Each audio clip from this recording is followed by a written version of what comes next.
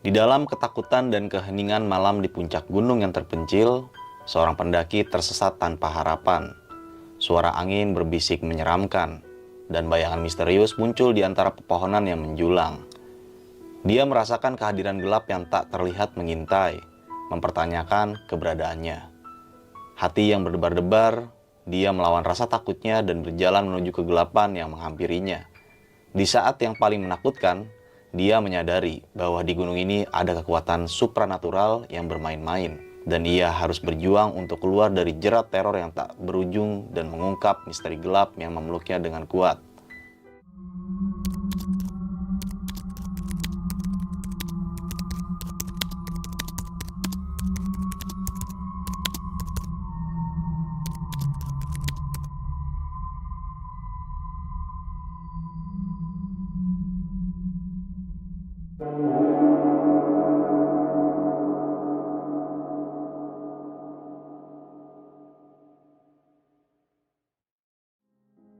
Namun sebelum kita membahas sisi jauhnya nih tentang Gunung Argopuro, menurut Kak Wahyu, keindahan Gunung Argopuro itu kayak gimana sih Kak?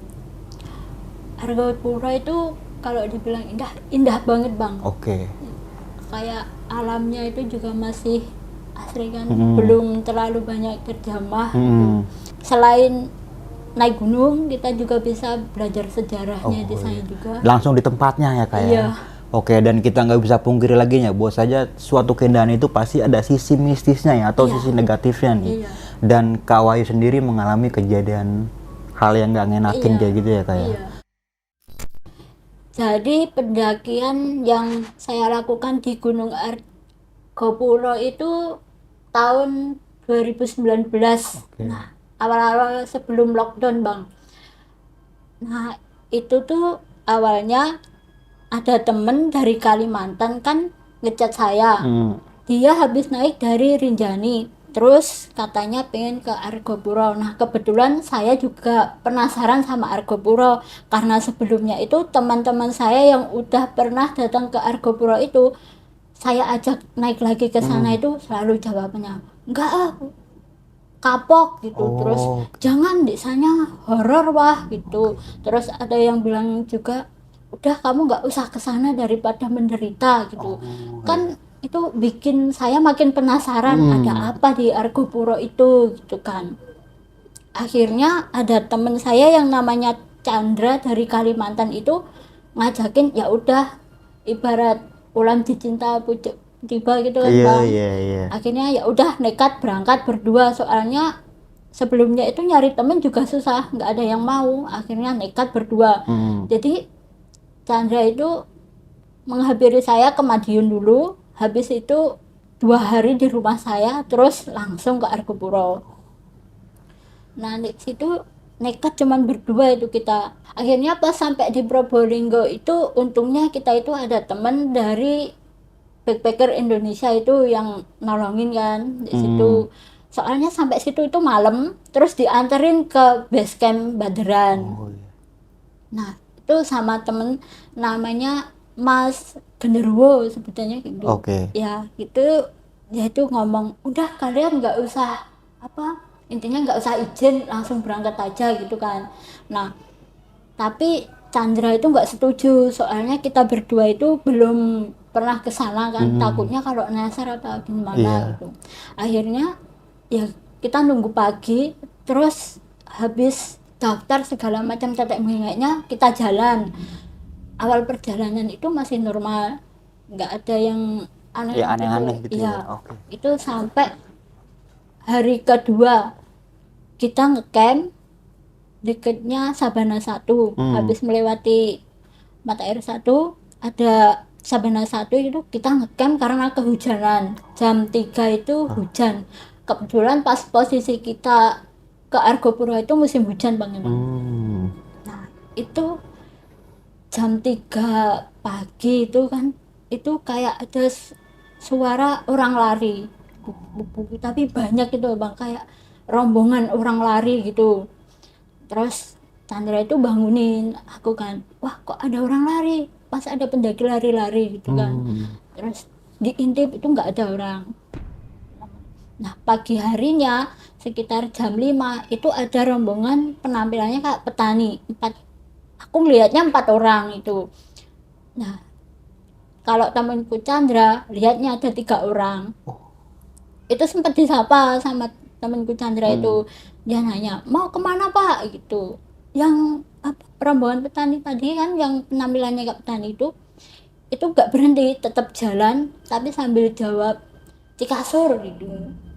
Terus ditanya lagi, dari sini ke Cikasur berapa jam bang? Jawab 2 jam, tapi nggak berhenti, terus nggak nengok, tetap jalan lurus terus. Nah habis itu saya Chandra itu nyautin lagi, oh terima kasih pak, nanti saya nyusul gitu. Itu pada jangka waktu rombongan petani itu sama saya itu cuman 2 menit, tapi udah nggak kelihatan mereka. Kan saya sama Chandra ngisi air dulu kan di bak penampungan air itu. Habis itu loh kok nggak kelihatan lagi, cepet banget jalannya. Nah habis itu kita masuk ke hutan kan bang, terus ketemu sabana lagi, terus ada kayak bangunan yang roboh itu sama tahu, yang apa ya, kalau dibilang shelter tapi kayak bukan shelter gitu, pokoknya kayak bangunan roboh gitu. Tiba-tiba Chandra itu ngomong ini, wah ayo lihat ke sana yuk. Nah, aku pas lihat bangunan itu kayak nggak asing gitu bang, kayak udah pernah di situ sebelumnya. Oke, ini bangunan yang di Cikasur bukan? Beda. Dekatnya Cikasur, sebelum iya, Cikasur itu kan sebelum apa nyebrang sungai, itu kan ada bangunan Iya, ada di itu. situ. Terus Chandra itu ke situ ngajak deket bangunan itu Iya. kan, terus dia tuh ngomong, aku kok kayak pernah kayak sini ya, wah gitu. Terus ya sama bang, aku kayak juga kayak ngalami dejavu ya. Iya, terus Chandra itu minta foto bang di situ, fotoin dong wah gitu. Nah pas aku fotoin, kan dia berdiri itu di kirinya bangunan itu, terus di belakangnya itu ada cemor apa pohon cemara gitu kan. Pas aku fotoin itu di kamera itu ada sosok perempuan berdiri di bawahnya pohon cemara itu. Jadi dia tuh pakai gaun putih-putih, terus pakai kayak topi rinda-rinda gitu. Topi rinda Kayak gitu. noni Belandi mungkin kak? Iya. Jadi kayak noni Belanda gitu. Tapi kalau aku lihat gini biasa nggak ada. Kalau lihat di layar HP ada. Itu kan udah nggak aneh lu apa kayak ini apa ini kayak gitu kan. Ya udah langsung aku fotoin terus Chandra habis itu aku ajak pergi dah, bang ayo bang udah lanjut lagi. Loh kamu nggak foto? Wah enggak, soalnya aku takut sama itu. Akhirnya kita jalan lanjut lagi ya, kita udah sampai Cikasur atau mungkin nggak tahu ya, soalnya kan di situ pas posisi katanya habis kebakaran, nggak ada plang, nggak ada petunjuk arah. Oh Itu iya. nggak ada. Nah di situ kita bingung soalnya banyak percabangan. Kita sempat diem di situ 10 menitan karena bingung arah kan. Nah ini setelah lewatin danau Cikasur nggak? Yang sungai itu kan. Oh Sungai Kolbi Iya, itu. Oke. iya. Setelah lewatin itu berarti ya? Iya. Oh ya berarti udah masuk Cikasur Iya. seharusnya. Nah itu di situ itu bingung kan, terus di sebelah apa utara itu kayak sebelah timur itu kayak ada bangunan lagi, terus ada pohon satu di tengah-tengah sabana. iya. Nah itu di situ aku lihat di bawah pohon itu ada orang duduk, berempat, yang di bangunan itu 1 orang. Terus aku ngomong sama Chandra, bang itu loh nanya sama orang yang duduk di bawah pohon, mungkin tadi petani yang tadi kita temuin. Petani salada mungkin Iya, ya. itu baru Chandra, mana? Tadi di bawah pohon, jalan ke bangunan itu mungkin. Terus tapi itu habis itu aku lihat di bangunan itu banyak bang orang berseliweran gitu. Oke. Terus Chandra itu jalan kan, aku sama Chandra itu Chandra jalan di depan, dia itu pas mau mendekati bangunan itu tiba-tiba berhenti dia. berhenti diem mematung gitu. Terus aku ngomong, bang ayo bang kita tanya daripada nyasar gitu. Dia tuh bilang udah nggak usah nanya, ayo aku udah tahu jalannya, kita lurus ke sana aja gitu. Jadi ambil yang arah apa hutan gitu bang, katanya hutan larangan gitu. Iya. Nah, Mungkin kalau masih ada pelangnya itu yang jalur di Silang iya, Tengkorak gitu ya kak ya? iya. Oke. Nah itu terus aku kan galau ya, mungkin Chandra itu ngasal. Nah aku kalau mau nanya sendirian ke sana nanti ditinggal sama Chandra, kalau nggak nanya aku takut kalau nyasar gitu. Iya. Nah aku tetap diam di situ bang, berdiri. Nggak lama sosok noni Belanda itu muncul lagi, tiba-tiba muncul di bawah di bawah pohon itu, ngeliatin kita. Lah kan takut ya. Aku langsung lari ngejar Chandra. Nah habis itu Chandra itu ngomong, kamu itu apa sih lari-larian, gak apa-apa udah ayo bang. Akhirnya kita nyasar di situ, padahal kita itu udah disitulah awal bencana. Kita nyasar padahal udah bawa logistik itu, diprediksi selama seminggu itu cukup gitu kan. Nah karena nyasar muter-muter ditambah lagi kita ketemu sama babi, dah dihancurin semua Oke. Logistiknya makanan di kita. ini nih ya? Iya soalnya kan pas itu kita nyelamatin daripada di serang babinya, kita nyelamatin diri, logistiknya masih di bawah, terus dihancurin, telur-telur dipecahin sama. Nah, itu kita muter-muter di dalam hutan itu bang, itu sama sekali matahari itu nggak bisa masuk cahayanya itu, jadi kayak Gelap gitu iya, ya? iya berkabut terus nih. Di situ jarang ada matahari di dalam hutan itu, hampir seharian itu nggak ada matahari, kabut terus. Jadi kita muter-muter di situ terus akhirnya kan sampai seharian kan, hampir 2 hari kita nyari jalan. Akhirnya balik lagi ke Cikasur tadi. Nah, itu udah sore, nemu jalan sampai ke Cikasur itu sore, kita ngecamp di situ diriin tenda. Malamnya itu digangguin. Jadi pas aku Chandra habis sholat isya, Chandra di dalam tenda, aku mau buang air kecil, itu ada bau kayak bau bangkai busuk banget gitu. Itu udah merinding semua, bulu kuduk meremang. Terus aku masuk ke dalam tenda kan lari, kamu itu kenapa hobi lari-lari. Nah pas itu tidur kan, itu aku dimimpiin nenek-nenek. Di belakang nenek-nenek itu ada 5 laki-laki yang penampilannya kayak pendaki gitu. Terus dia tuh ngomong gini, kenapa nak di sini, kamu tersesat ya, ayo ikut ke rumah nenek gitu. Terus aku nggak nek, saya di sini aja sama teman saya.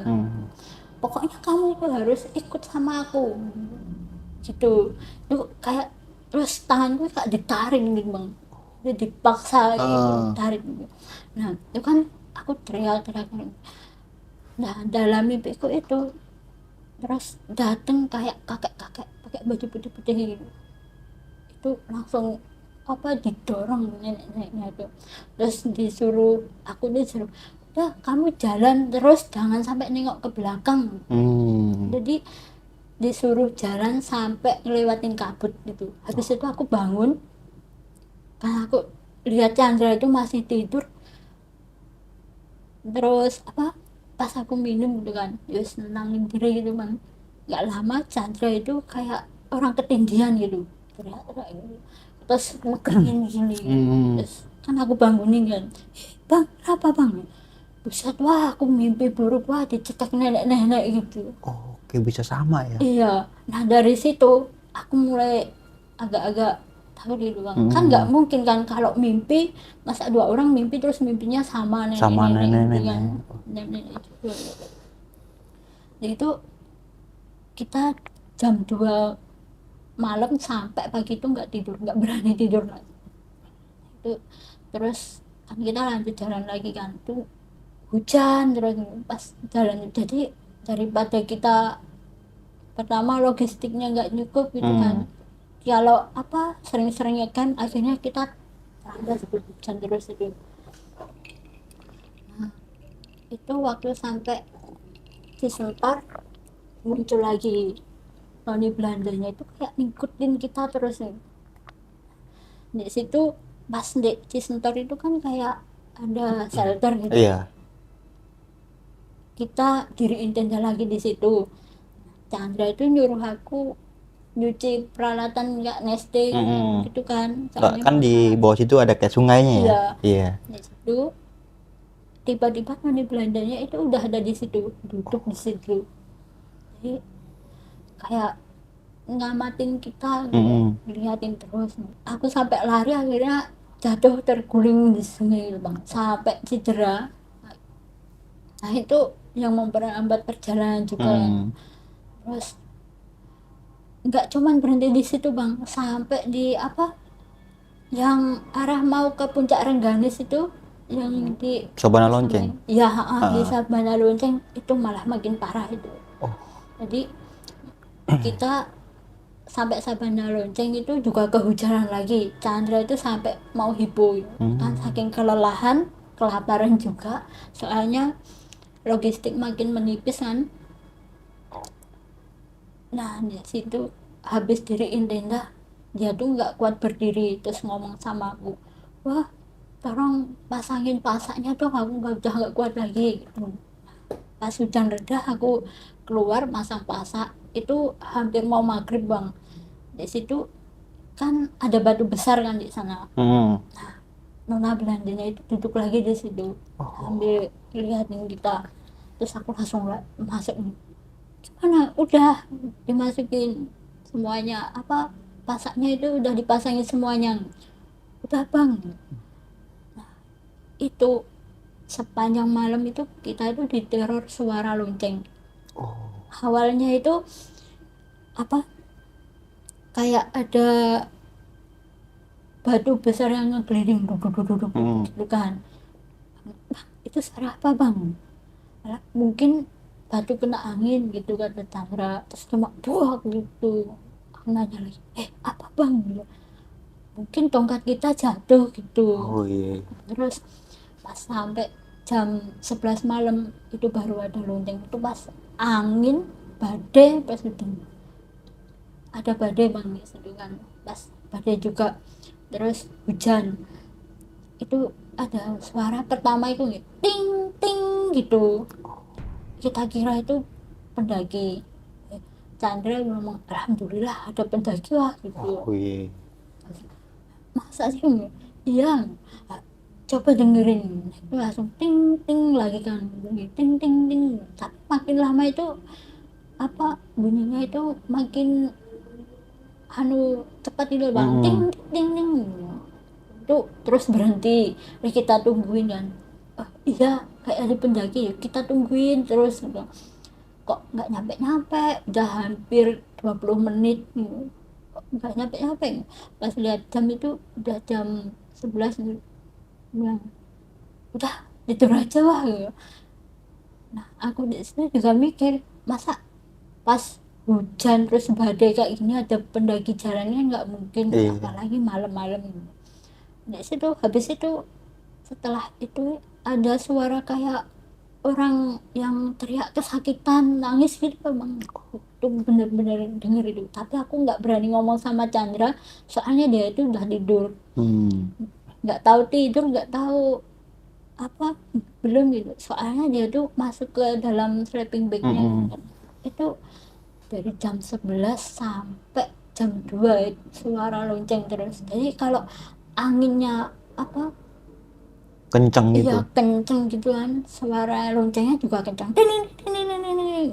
terus terusan kayak gitu. Terus pas pagi harinya akhirnya kan aku nggak tidur sampai pagi bang. Nah pagi harinya Chandra ngajak ke puncak Rengganis dulu. Itu habis dari puncak Rengganis dia masak, terus nyuruh aku apa ngambil sepatu yang dia jemur kan. Di situ makanan kita itu cuma tinggal sosis sama kubis doang. terus sama kopi-kopian, masih ada kopi-kopi beberapa renceng kopi gitu kan. Nah pas mau ngambil sepatunya Chandra sama HP itu aku lihat dari arah utara, dari arah Puncak Rengganis itu jalan bapak-bapak ya kayak petani gitu, tapi bajunya itu udah sobek, celana sobek gitu kan. Nah aku kan kasihan ya bang, ya aku mikirnya itu mungkin kayak petani yang nyari apa gitu. Dari Salanda itu Iya, mungkin ya. kan katanya banyak kan ya bisa. Nah, itu awalnya jalan sendiri. Itu aku tanya, Pak, dari mana Pak? Gitu. Dia tuh diem aja. Terus pokoknya langsung lewatin gitu. Nggak nganu nggak jawab itu. Terus aku tawarin, Pak, ngopi dulu Pak, sini Pak gitu. Dia nggak jawab, tetap jalan gitu. Terus Chandra itu ngomong, kamu ngomong sama siapa? Itu bapak-bapak itu petani gitu. Terus juga kami jangan ngomong-ngomong sama orang asing gitu. Nah pas aku datang lagi itu udah ngambil kan, udah aku ambil sepatunya kan, datang lagi satu ya sama kondisinya gitu bang, nggak pakai alas kaki jalan, bajunya itu udah rusuh gitu kan. Nah itu aku ajak ngomong, aku samperin, dia berhenti, Pak habis dari mana Pak gitu, kok nggak pakai alas kaki, nggak dingin apa? Dia tuh cuma diem aja. Terus aku ngomong kan nih, aku balik ke tenda mau ngasih sendalku bang, nah sama kaos kakiku yang masih kering gitu kan, aku kasih ke dia niatnya biar nggak kedinginan kan, kasihan gitu kan, soalnya nggak pakai alas kaki. Aku bawa sendal sama kaos kaki, aku, Pak ini loh Pak, bisa bapak pakai biar nggak terlalu kedinginan kakinya gitu. Terus ayo Pak ke tenda dulu sana, kita ngopi-ngopi dulu gitu. Tiba-tiba temanku Chandra itu ngomong, wah sini gitu. Nah si bapak itu pergi, terus Chandra itu marahin aku bang, ini kamu itu jangan nawar-nawarin kopi ke orang, kamu tahu kan logistik kita itu cuma dikit, kamu mau minum apa kalau logistik kita habis gitu, digituin. Terus habis itu dia ngajakin lanjut jalan lagi. Nah akhirnya kita itu sampai ke puncak Argopuro itu ya. terus lewat ke puncak Hyang itu. Puncak Hyang ya. Ya habis lewatin puncak Hyang itu ada angin gede lagi bang. Terus habis itu kan kita turun dari puncak Hyang itu ada suara kayak auman harimau. Itu udah panik kita kan, kira itu ada harimau apa lewat gitu kan. Jalan terus sampai turun terus melewati sungai-sungai kecil itu. Nah, di situ Chandra itu ngajak berhenti, dia pengen buang air besar. Nah habis itu dia cerita gini, tiba-tiba dia tuh awalnya dia ngomong gini, wah nanti misalkan kalau ada apa-apa kamu cepet selamatin diri kamu ya, nggak usah peduliin aku, pokoknya apapun yang terjadi kamu harus bisa keluar dari hutan ini terus pulang gitu. Nah aku kan bingung kok tiba-tiba ngomong kayak gitu. Aku tanya, emangnya kenapa bang? Ya udah pokoknya dengerin aku aja, kalau ada apa-apa kamu tinggalin aku, cepet lari selamatin diri kamu. Nah di situ aku mulai curiga bang, terus aku nangis kan, takut nih. Aku ngomong sama Chandra, oh gak bisa bang, kita berangkat berdua, pulang juga harus berdua, kita harus sama-sama terus gitu kan. Toh kalau aku ninggalin kamu belum tentu aku juga bisa keluar dari hutan ini, belum tentu selamat, bisa aja aku di depan sana mati juga kan. Terus nanya aku, emangnya ada apa bang? Aku tadi dengar suara harimau bang. Gitu, lah sama aku juga dengar suara harimau.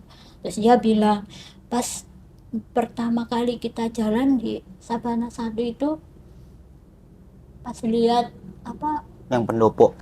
enggak, yang awal kita ketemu petani itu. Oh iya. Petani, yang 3 petani itu lah, di situ aku baru Baru ngeh ya, baru tahu ya. Chandra itu baru debat, kok 3, 4 bang, aku bilang gitu, 3 wah, aku lihatnya 3. Nah itu di situ itu aku udah ngerasa aneh, apalagi pas sampai Cikasur. Kamu bilang di bawah pohon itu ada orang, padahal di situ nggak ada orang, di bangunan yang roboh di sebelah pohon itu juga nggak ada orang, kosong, nggak ada orang sama sekali. Pas kita di bangunan itu yang aku minta foto itu, aku lihat noni Belanda di situ. Jadi cewek penampilannya kayak noni Belanda. Di situ aku baru berani cerita, Bang, loh apa juga lihat gitu kan. Iya, emangnya kamu juga lihat? Iya, ngikutin terus kan. Iya, kok kamu nggak bilang sih, Bang? Ya nanti kamu takut, kamu sendiri juga ngapain nggak bilang? Ya sama, kan kalau di gunung kan aturannya gitu, kalau kita lihat yang nggak jangan sampai cerita ke temen, kan bilang gitu.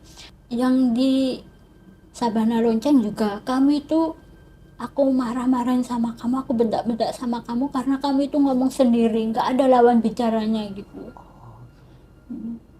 Makanya ini udah nggak beres ini. Tuh orangnya tuh bilang kayak gitu. Akhirnya dari situ kita itu ya udah, Bang, hati-hati. Terus di situ mulai dari hutan lumut kita nyasar lagi, tersesat lagi, logistik udah habis, jadi kita itu bertahan hidup makan seadanya yang ada di situ, sampai nyari kan cacing di Argopuro kan besi gede-gede segini gitu. Itu kita cari, itu kita makan mentah-mentah. Sempat makan cacing juga. Iya. Karena kan di Argopuro ini kan kalau musim hujan dia pada keluar tuh, Kak. Iya. Itu di Mang. Iya. Makan jamur, terus kayak yang selanda itu dari ya. Jadi untuk bertahan hidup kita makan kayak gitu. Yang bisa dimakan ya udah kita makan. Sebelum lanjut ke cerita, untuk kalian yang ingin menjadi narasumber di besok pagi dan mempunyai cerita horor dalam pendakian, kalian bisa kirim cerita kalian ke Instagram official besokpagi.idv atau melalui email besokpagi.ch@gmail.com. Itu pas di hutan lumut itu kita itu sempet denger suara gergaji mesinnya kayak yang motongin kayu itu loh, Bang. Oh iya. Nah itu kita itu tempat denger sebetulnya. Nah kita awalnya itu pengen minta tolong, tapi Chandra mengurungkan diri. Jadi kita nyari kan itu. Jadi tas kita taruh dulu, kita nyari. Pas itu kebetulan pas mau nyari jamur kita dengernya suara itu. Ini kita samperin suara itu kan. Chandra itu ngajak ngintip dulu. Nah aku tuh udah seneng, wah ada manusia di situ, kita akhirnya tertolong gitu kan. Tapi Chandra itu jangan ke sana gitu. Dia bilang, emang kenapa, Bang? Kan ada orang itu, kita bisa minta makan sekalian minta tolong biar bisa kalau mau turun laut mana gitu ya. Iya. Gitu kan. Dia bilang, jangan, itu orang kayak penebang liar gitu loh. Jadi kalau di Kalimantan kalau orang kayak itu kita samperin, dia nggak kenal sama kita nanti bisa dibunuh. Soalnya itu kayak pencuri kayu. Udah jangan kesana aja. Akhirnya nggak jadi, Bang. Kita balik lagi, masuk lagi ke hutan lagi, ngambil tas itu, kita jalan lagi, muter-muter lagi gitu kan. Jadi di hari ke 2 minggu lebih 3 hari itu kita itu akhirnya nemu plang tulisannya Danau Taman Hidup gitu. Kita udah seneng, akhirnya kita sampai ke Danau Taman Hidup. Nah itu kan berarti biasanya kalau di Danau Taman Hidup itu kan pasti ada yang ngecamp di situ kan, Bang. Kita itu udah berharap di situ ketemu pendaki lain, kita bisa minta makan di situ. Tapi pas sampai di sana itu kosong. Dan itu nggak ada orang kan, kok nggak ada tenda, nggak ada apa gitu. Itu pas masih lihat dari kejauhan. Nah, selama 2 hari sebelumnya kita noni Belanda yang sebelumnya ngikutin kita itu udah nggak ada, nggak kelihatan sama sekali. Chandra itu ngomong kayak gini, wah noni Belanda yang ngikutin kita kemana ya, masa dia capek ngikutin kita, nggak tahu apa, mungkin bosen gitu, gitu. Kok aku jadi kangen ya, dia tuh ngomong gitu. Nah pas mau jalan ke deket danau taman hidupnya itu kan, di taman hidup kan kayak ada Yang jembatan itu kak. enggak, bukan yang WC itu loh. Oh iya, shelter Iya. lama itu Iya. kayak pos gitu kan. Iya, itu di situ Nyonya Belanja berdiri lagi di situ. Dilihatin. Terus ya udah kita abain gitu, jalan gitu. Ternyata di jembatan itu ada satu orang bapak-bapak mancing. Di situ kita sempet ragu itu manusia apa bukan, soalnya kan udah sering kan kita Di PHP-in lah iya, ya. ternyata bukan manusia. Aku sempet ngomong sama Chandra, bang itu manusia apa bukan, nggak tahu, aku juga bingung manusia apa bukan ya. Ya udah ayo kita cari tahu lah gimana, ya kita camperin. Jadi aku sama Chandra itu udah nekat nyamperin dia, nanya gitu kan. Ternyata sebelum disamperin orangnya itu nyamperin kita duluan. Terus nanya habis dari puncak nak gitu. Itu sambil nyarami gitu kan bang, alami gitu. Iya pak, ibu bilang gitu. Terus bapak orang mana pak? Saya asli sini. Chandra tuh ngomong gini, pak ada makanan nggak pak? Kita lapar pak, udah berhari-hari kita nyasar gitu kan. Kita tersesat, logistik kita habis nih. Oh ya deh, ayo ada. Akhirnya kita itu dibawa ke apa ya? Ke tempatnya dia. Jadi nyebrangin danau gitu bang. Oh ya, ke sebelah sana ya. Iya, sebelah Iya, sana. iya, iya. Itu ternyata di situ ada 4 temennya juga mancing di situ kan. Habis itu ditanya-tanya, ternyata dia itu namanya itu Pak Yul. Pak Yul. Iya, warga Bremi.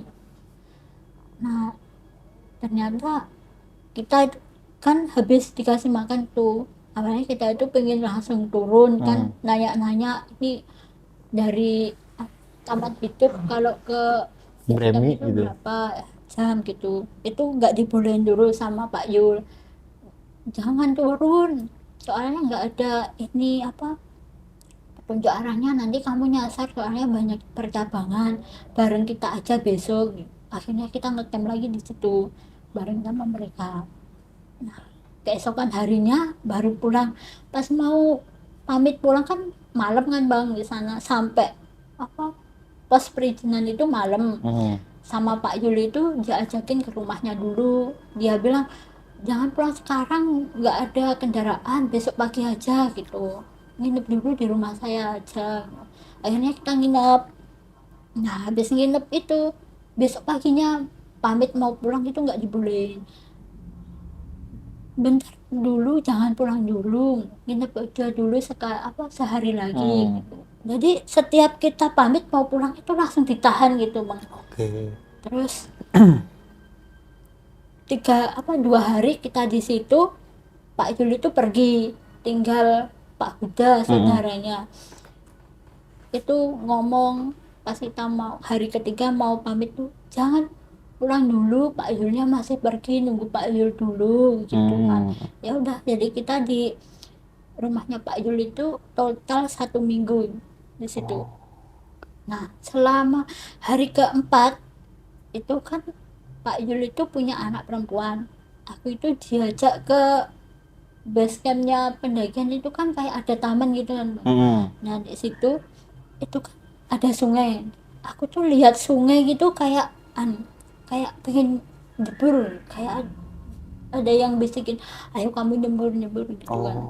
Jadi mau jebur langsung Ditarik gitu ya ditarik kayak. itu sama anaknya Pak Yul. Bah, ngapain kamu kok mau antong nggak kejebur gitu. Itu aku udah kayak orang linglung gitu. Terus pas mau nyebrang jalan itu ya ada mobil, aku malah nengah terus berhenti. Itu ditarik sama orang, Pak gimana sih gitu. Nah di situ juga pas bantuin istrinya Pak Yul masak itu juga ada apa megang pisau itu rasanya pengen aku Potong tangan aja. Iya. Kayak gimana ya bang, kayak orang sedih gitu. Jadi perasaanku tuh sedih banget tapi nggak tahu Sedihnya sedihnya karena kenapa. apa? Itu juga nggak tahu. Terus tiba-tiba itu nyesek, kayak nangis sampai nyesek gitu. Itu waktu di kamar tuh pernah sampai tangannya disayat-sayat ini sama sama sangkurnya milik Chandra itu kan. Pas aku di kamar sendirian, sangkurnya Chandra itu ada di meja. Ya udah disayat-sayat gini aja, itu anaknya tuh nggak ngerasa sakit, langsung sat set set gitu. Nah itu Chandra itu bilang, kamu itu gila ya wah, kalau mau bunuh diri tuh jangan pakai sangkurku, aku bisa masuk Bisa penjara masuk kayak penjara, gini, bisa jadi salah ya kalau itu ya. iya. Habis itu sama Pak Huda itu nggak boleh keluar rumah. Jadi sampai Pak Yul datang itu nggak boleh keluar rumah.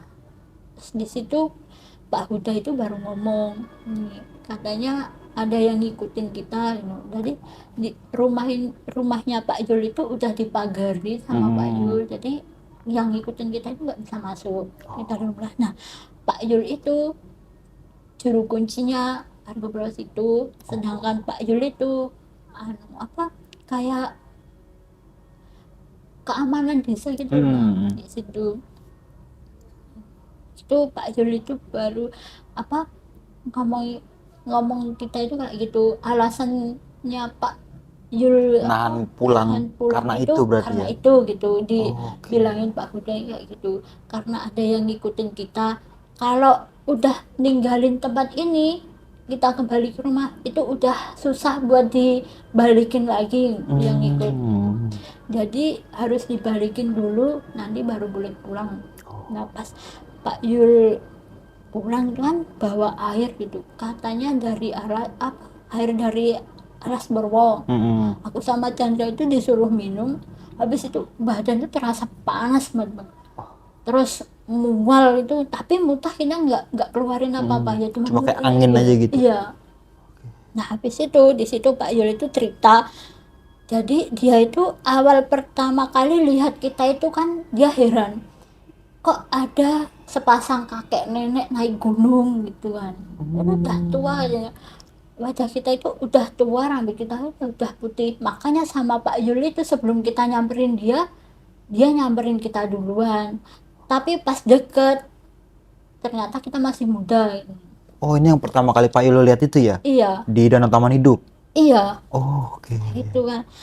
Nah apa habis itu bau badan kita itu kayak bau tanah kuburan, bunga kuburan kelupaan bang, pas itu apa kita ngecamp di Danau Taman Hidup itu kan malamnya itu Chandra itu ngimpi diseret sama rambut panjang masuk ke danau, sedangkan aku jam 1 malam itu pengen buang air kecil, buka danau buka tenda itu. buka tenda, di tengah danau itu berdiri perempuan rambutnya panjang sampai masuk ke dalam Danaunya itu, airnya itu. iya, jadi berdiri di tengah air kayak ngambang gitu bang, rambutnya panjang gitu.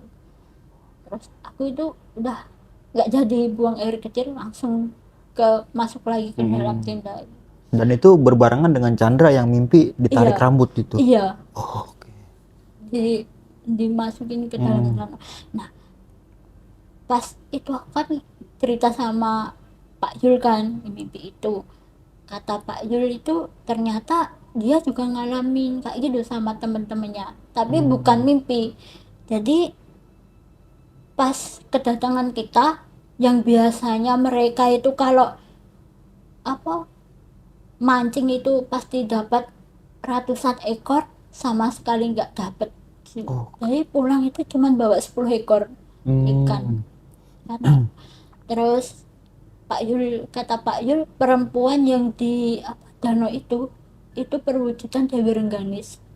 Katanya gini, nggak biasanya Dewi Rengganis itu muncul menampakkan diri kalau nggak ada sesuatu gitu. Karena Pak Yul itu sering kan, katanya sering lihat Dewi Rengganis, tapi kalau pas ada sesuatu, misal kalau mau ada kebakaran hutan atau apa gitu. Kayak buat pertanda gitu ya? Iya. Kayak? Nah itu yang bikin Pak Yul bingung, katanya kayak gitu. Jadi pas ketemu kita, dia tuh baru paham. Dan setelah diceritain semuanya, Iya. dan Pak Yul ngelarang buat pulang dulu gitu Iya. langsung ya. Iya, nah itu pas dan ternyata di Sabana Lonceng itu kok di maaf di apa di kasur Mm-mm. itu kata Pak Yul emang dulunya itu bekas apa anu lapangan yang dibangun oleh Belanda Lapangan Jepang. terbang. Iya, Ah. yang dibangun Jepang kan Bang. Kalau malam di situ tuh emang gitu suka ada yang nangis yang anu gitu. Dan di Cikasur itu katanya Pak Yul dulu itu lapangan terbang yang dibuat Belanda.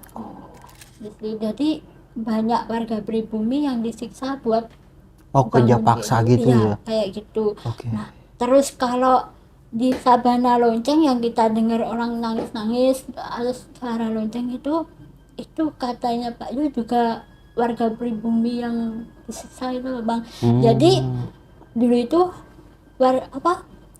para pribumi yang habis bangun Kerajaan itu. enggak Bukan. Landasan terbang ya itu ya. landasan terbang itu kan dijanjiin mau dibayar tapi harus bikin parit dulu. Ternyata pas bikin parit itu mereka disuruh masuk ke dalam parit terus dikubur hidup-hidup gitu kan. Jadi gitu terus yang lonceng itu pertanda kalau mereka itu udah waktunya kerja gitu. Dulu tuh dibunyiin lonceng kayak gitu. Oke. Kayak penanda buat neneng kerja Iya. kerja gitu ya. Iya. Oke. Dan noni Belanda yang ngikutin kita itu katanya ya orang Belanda yang punya kayak punya kekasih di situ terus mati bunuh diri di tempat itu loh Bang. Kan bangunan yang awal pertama aku sama Chandra lihat itu ternyata itu bangunan dulunya buat eksekusi para pekerja paksa yang membangkang itu.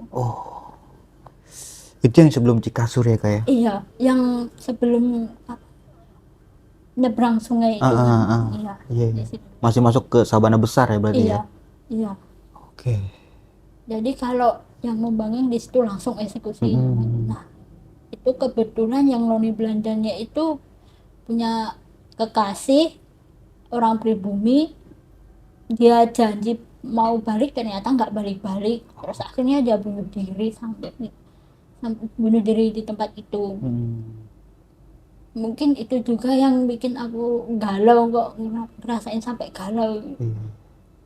Tapi menurut gua gokil juga sih Kak. Berarti lu total dari mulai perjalanan sampai turun lagi itu hampir 1 bulan. Iya. Hampir 1 bulan. Iya. Wah. Itu kata Pak Yul itu yang noni Belandanya itu ngerogoh sukmo ke badanku. Jadi apa yang dia rasa aku bisa rasa gitu. Pantas kan cepet kayak nyesek gitu ya kayak. Iya.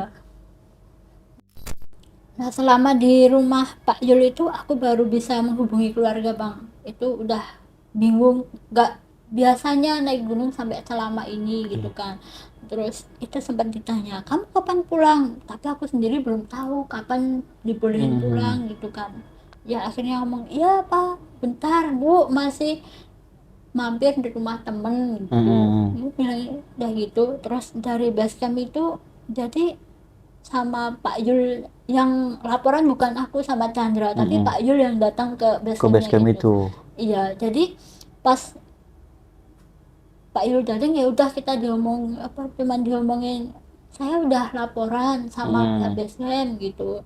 Pak Uda juga ngomong gitu jadi kalian udah nggak usah kesana lagi gitu ya. nggak usah kesana lagi pokoknya kalian di sini nanti kalau aku bilang udah boleh pulang ya udah kalian pulang gitu tenang aman kok di sini daripada nanti kalian langsung pulang terus ada apa-apa di jalan gimana soalnya kan benda kayak makhluk kayak gini kalau udah keluar ke wilayahnya dari wilayahnya itu tuh susah buat dibalikin gitu. Oh, kecuali targetnya mau ikut juga Iya, gitu ya. Iya.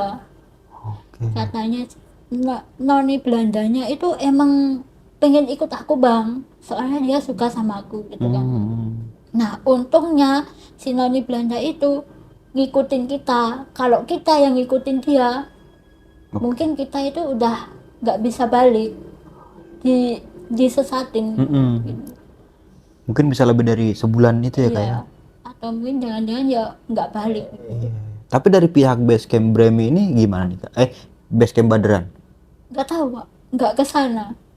Kan sama Atau Pak mungkin Yul. buat apa sih pencarian orang gitu apa gimana Kak? Iya sempet. Oh sempet berarti? Iya sempet buat pencarian orang itu, tapi sama Pak Yul udah dibilangin, terus mungkin pada Oke, akhirnya diberhentikan mungkin ya Iya. kalau kayak gitu ya.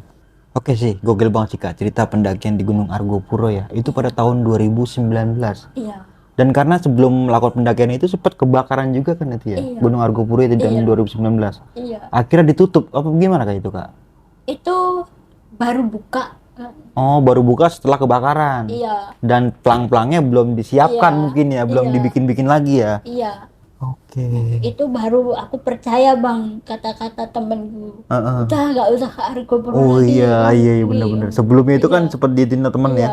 Ini kan berarti total perjalanan hampir kurang lebih 30 hari ya Iya. atau sebulan nih. Iya Nah, itu cara buat mencukupi kebutuhan hidup atau makan sehari-hari itu kayak gimana Kak di hutan itu? ya kita tiap hari itu nyari apa yang ada di hutan itu Kak. Kayak ketemu jamur ya kita cari jamur, pokoknya tiap hari itu kita apa ya, kayak sambil jalan nyari jalan pulang gitu, kita ngumpulin ada jamur. Oke, ada yang apa bahan yang bisa Iya. dimakan Iya, diambil terus gitu ya. ada beri hutan, misalnya ketemu beri hutan ya udah kita ambil, kita kumpulin. Dan yang lebih gokilnya lagi sempat makan cacing Kak. Iya, paling sering makan cacing kita. Soalnya kan gampang dicari, apalagi kalau musim hujan. Iya. Nggak usah ngorek-ngorek tanah, kan langsung keluar sendiri. Dia keluar kan, sendiri Bang. emang. Iya. Itu kan gede-gede banget ya Iya. segitu-gitu ya. Iya, Itu langsung dimakan. iya. Itu kayak makan tanah, Bang. Beneran. Jadi kayak makan lumpur gitu. Padahal udah dibersihin isi Isi perutnya juga kan. Iya. Iya, mau gimana lagi kalau kita nggak makan? Terus misal kalau pengen dimasak gitu kan, itu nggak bisa, bikin api itu susah, ditambah pemantik kita hilang, nggak tahu jatuhnya di mana, itu nggak tahu kan, korek rusak.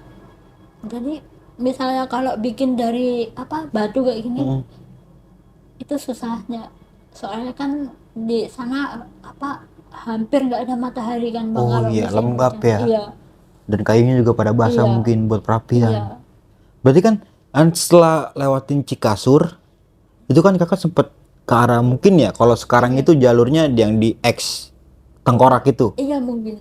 Oke, berarti kan naik danau Sungai Kolbi, naik Cikasur kan ya. Iya. Nah, di sebelah sini tuh ada pendopo yang lama Iya. itu. Dan di sebelah sana depan pendopo itu ada pohon satu di tengah dan Iya. itu biasa buat ke camp tuh di situ, Kak. Iya. Nah, itu kakak ke arah mana tuh? Itu lurus, yang lurus. Oh ngambil iya lurus. benar. Yang arah lurus ya, yang arah Iya. kalau turun itu ke arah Jember kalau nggak salah itu jalurnya. Iya, itu di sana hutannya menakutkan. Itu nggak sempet tersorot matahari, Kak. Iya. Gelap itu. Gelap itu. Kayak jadi rimbun banget. Iya rapet gitu ya. Iya. Tuh. Ditambah kabut itu tebal. Nah, kalau boleh tahu di situ itu kan sempet nyasar di situ. Itu Iya. berapa hari Kak di situ, Kak? Itu 4 hari kita Di dalam situ? muter-muter nyari itu. Iya. Dan sedangkan logistik juga udah mulai menipis ya karena Iya. berebutan sama babi Iya. ya. Jadi kita hanya bisa nyelamatin apa yang kita selamatin gitu. Dan kita makan itu ya, Iya. dan dimakan itu ya. Iya. Jadi ngirit makanya. Nah, kok bisa keluar itu karena gimana tuh? Apa ngikutin jalur yang kemarin dilewatin apa gimana itu, Kak? Iya, ngikutin lagi. Oke, untuk Sambil masih inget ya. inget-inget gitu kan.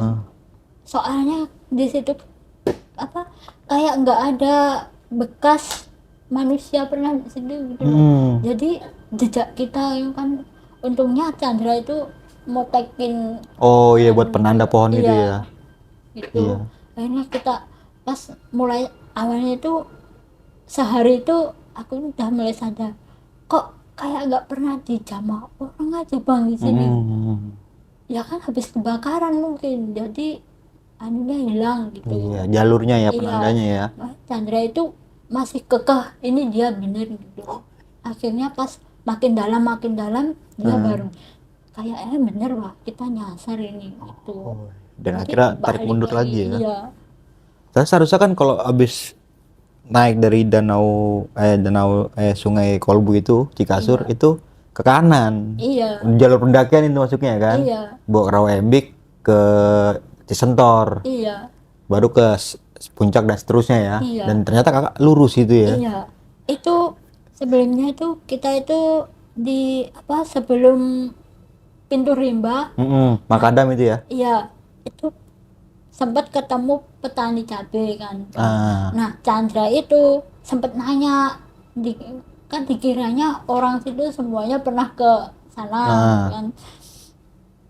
Jadi cuman dikasih antir-antir terus digambar sama Chandra, ternyata gambarannya itu salah. Akhirnya sampai di Cikasur itu gambarannya itu salah.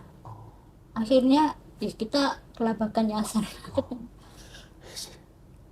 Sama Noni Belandi ya, Iya. yang sering banget ngikutin perjalanan berdua itu ya. Iya. Itu hampir setiap malam, setiap hari Iya. itu ada terus Iya. ya.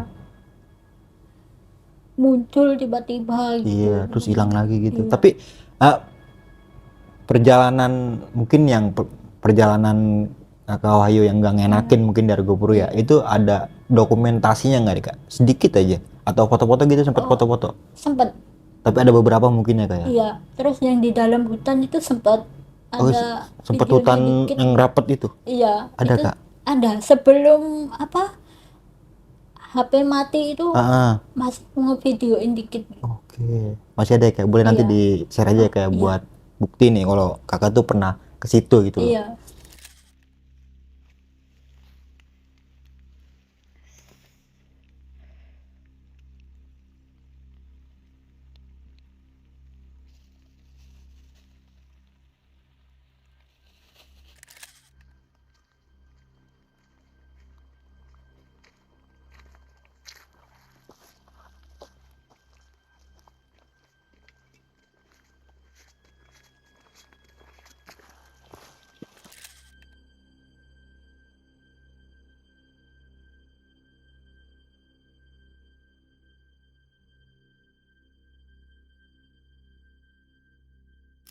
Menurut Pak Yul, apa Iya. yang diceritain Kak Wahyu dan Mas Chandra ya, Iya. yang apa yang dialami di Iya. gunung itu, kan diceritain semua ke Pak Yul itu ya kan? Iya. Nah, menurut Pak Yul ini sosok perempuan yang ada di Danau Taman Hidup itu adalah sosoknya Dewi Rengganis. Iya. Atau mungkin jelmaannya. Pak Yul cuma ngomong gitu. Itu sosok Dewi Rengganis. Oke. Dan Pak Yul juga berpesan ini nggak kayak biasanya, tiba-tiba Iya. muncul gitu. Iya. Kan kata Pak Yul emang Danau Taman Hidup itu padusane apa ya, kalau padusan apa tempat pemandian gitu, tempat pemandiannya Dewi Rengganis dan dayang-dayangnya. Kalau apa istananya di Puncak Rengganis itu di situ juga Pak Yul itu ngomong nggak boleh ngambil apapun yang ada di Puncak Rengganis termasuk batu-batu, nanti bisa hilang katanya. Iya. Karena banyak kayak patung-patung arca gitu ya. Iya, gitu ya. soalnya itu kutukannya Dewi Rengganis. Oh Jadi iya. kan dulu katanya itu sejarahnya itu Dewi Rengganis itu kan Dewi paling cantik kan di situ. Terus banyak kayak pangeran raja-raja Oke, gitu yang mau buat- meminang di situ. ya. Akhirnya apa kayak Terjadi berantem. kayak sayembara lah gitu ya. Iya, terus berantem bentrok. Nah, harta-hartanya itu semuanya di situ. Oke. Nah, dan itu sama Dewi Rengganis itu hartanya dia. Jadi nggak ada yang boleh siapapun ngambil itu. Itu haknya Iya. Dewi Rengganis ya. Iya. Nah, cerita kali ini tuh udah dibikin di buku nih atau di novel ya, dengan berjudul Ekspedisi Argopuro. Nah, buat kalian yang penasaran nih sama cerita lebih lengkapnya lagi nih, dan apalagi sekarang ceritanya udah jadiin sebuah buku. Dan untuk pemesanannya bisa langsung aja nih hubungi Instagramnya Kak Wahyu sendiri. Di mana Kak? Wahyu Subuh Wahyu Subuh. 740. Berapa? 740. 740. Wahyu Subuh 740. Nanti linknya gue cantumin nih di kolom deskripsi. Oke nih Kak Wahyu, thank you banget nih udah mau berbagi sebuah pengalaman pendakian yang gokil banget nih. Gunung Argopuro di tahun 2019. Lebih tepatnya itu sebelum lockdown lah ya. Iya. Sebelum negara api menyerang. Iya. Sebelum lockdown itu. Lockdown. Sebelum lockdown dan sebelum YouTube ini juga berdiri. Itu tahun-tahun panceklik itu. Oke, yang penting bisa selamat sampai tujuan ya Kak ya. Dan thank you banget nih udah datang jauh-jauh dari Malang ke Surabaya ya. Ya lumayan juga kan tadi 2 jam itu waktunya nih. Cuma untuk berbagi sebuah penelitian yang gokil menurut gue nih. Oke nih, Kak Wahyu sebelum kita mengakhiri video kali ini punya pesan-pesan nggak nih buat teman-teman semua? Ya, semoga cerita yang saya bagikan ini bisa jadi pelajaran juga buat teman-teman yang hobi daki, Bang. Jadi gimana ya? Kalau emang mau benar-benar mau mendaki itu harus benar-benar dipersiapkan dulu. Sampai yang hal terburuknya gitu. Jangan sampai kayak saya kan sama temen ngepres dibilangin seminggu cukup lah, terus Iya, belum nggak tahu literasi tentang gunung itu ya. ya terus ya udah cuman nekat aja istilahnya. Kayak yang terutama itu logistik, jangan sampai bawa yang minim gitu. Kalau bisa lebihin, kan kita nggak tahu kan Bang, kalau misalnya ada Kejadian yang kayak gitu ya kan. saya gitu jangan sampai kehabisan logistik. Penting banget tuh kalau itu. Dan juga melakukan pendakian dengan orang yang berpengalaman nih, serta safety dalam melakukan pendakian. Oke, mungkin itu aja nih dari gua Bang Mange dan juga Kak Wahyu. Gua pamit undur diri, sampai jumpa di video selanjutnya. Assalamualaikum warahmatullahi wabarakatuh.